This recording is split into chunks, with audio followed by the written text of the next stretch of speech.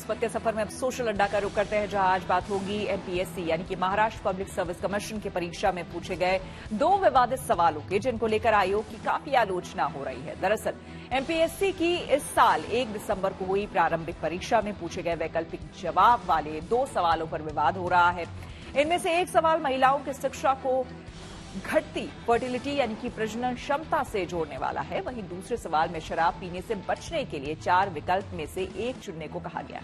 Civil service परीक्षा में पूछे गए इन दोनों ही सवालों की प्रासंगिकता पर एजुकेशन एक्टिविस्ट और कई छात्र सवाल कर रहे हैं।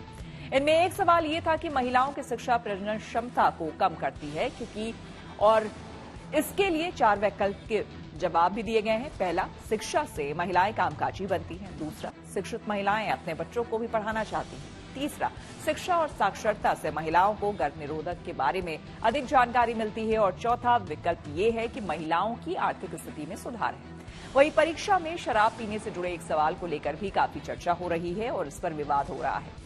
सवाल ये था कि आपके दोस्त शराब पीना पसंद करते हैं और आपको भी ऐसा करने को प्रेरित करते हैं।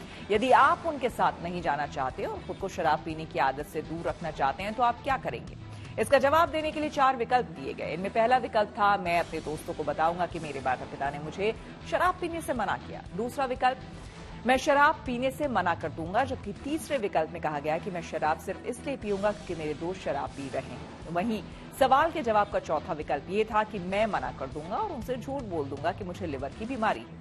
कई लोग इन दोनों सवालों की प्रासंगिकता पर सवाल उठा रहे हैं, तो कई इसे पब्लिक सर्विस के लिए चुने जाने वाले उम्मीदवारों के लिए फालतू के सवाल करार दे रहे हैं। बड़ा सवाल ये कि क्या वाकई इतनी बड़ी परीक्षा में ऐसे सवाल पूछे जाने चाहिए? सोशल अड्डा में हमने इसी मुद्दे पर कुछ लोगों से बात की और उनकी राय जानी। अभी ये क्वेश्चन आया फर्टिलिटी को लेके, इन्होंने सीधा बोला है कि मतलब एजुकेशन से फर्टिलिटी का रिलेशन है, बट ऐसा नहीं है। उन्होंने मतलब हम जो एनसीईआरटीज में भी है पॉपुलेशन ग्रोथ से उन्होंने कहीं दे रखा है, बट फर्टिलिटी वर्ड यूज करना बहुत ही कंट्रोवर्शियल है क्योंकि वो एक फर्टिलिटी को कम करना वो एक मेडिकल कंडीशन हो सकती है किसी की भी, एजुकेशन से उसका कोई मतलब नहीं है। ऑनेस्टली ऐसे क्वेश्चंस बनते नहीं है क्योंकि इसमें जो ऑप्शंस आते हैं ना उसमें जनरली सारे ऑप्शंस ही सही होते हैं। फॉर एग्जाम्पल जो आपने सेकंड क्वेश्चन भी बोला उसमें फर्टिलिटी रिलेटेड जितने भी क्वेश्चन सारे ऑप्शंस हैं कि उनके पढ़ाई लिखाई से कैसे फर्टिलिटी पर असर पड़ रहा है, उसमें ऑप्शन ए जो है, बी जो है, सी जो है, डी है। मैंने सारे ऑप्शंस देखे हैं, वो सारे आंसर सही हैं।